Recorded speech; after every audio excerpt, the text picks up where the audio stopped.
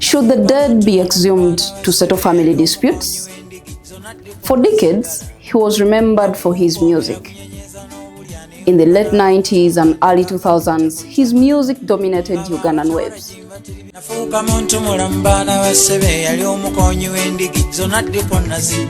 To some, he was a philosopher, a craftsman who used art to celebrate love, culture, and teach generations.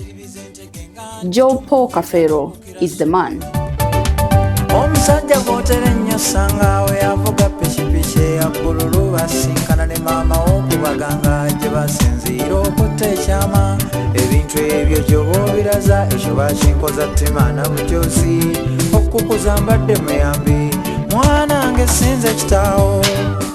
Today, he is making headlines for something entirely different. Not because of a new song, not because of a forgotten masterpiece, but because 19 years after his death, his grave was reopened to answer one question: who are really his children? DNA testing has concluded that only 4 of the 25 are biologically related to him.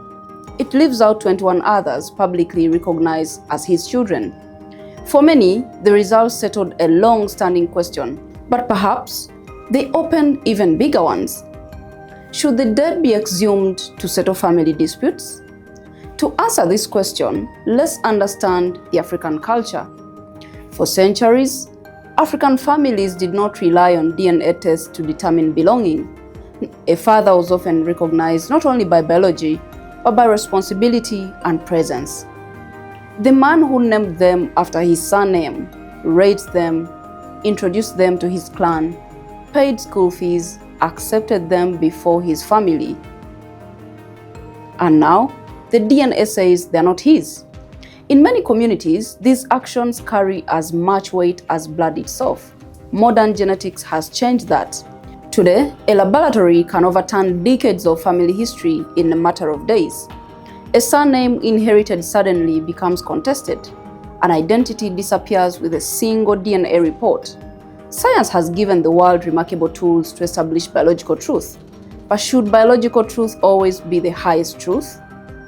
Cases involving ordinary families rarely become national conversations. This one did because it involved a music icon. It's proof that celebrities often leave behind more than memories. Their families become matters of public interest, and private grief is often transformed into public debate. But should one celebrity status mean erasing dignity? There are reasons why families seek DNA testing after death. In Kafeero's case, there were inheritance disputes, the succession question, and to settle these disputes, courts required biological evidence to resolve competing legal claims. DNA came with an answer that would otherwise remain unresolved.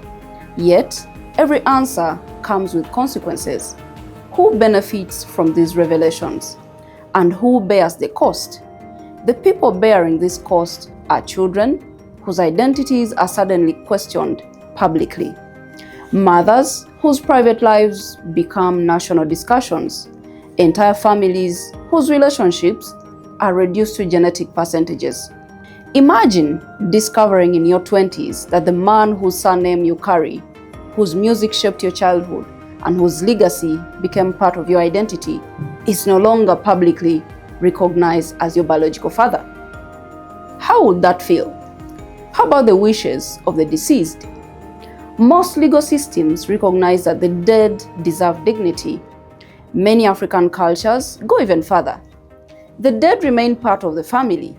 Their graves are sacred. Disturbing them is not simply a technical procedure. It is a cultural, spiritual, and moral decision. Should a person have the right to decide, while still alive, whether their remains may one day be exhumed for DNA testing? Or do the interests of the living always take precedence? These are questions that technology is prompting. Yet, traditions have not yet fully answered them. DNA testing is becoming cheaper, more accessible, and more accurate. The questions raised today will not end with one celebrity. It could be another family tomorrow. Can the law recognize DNA without forgetting the social bonds that make a family?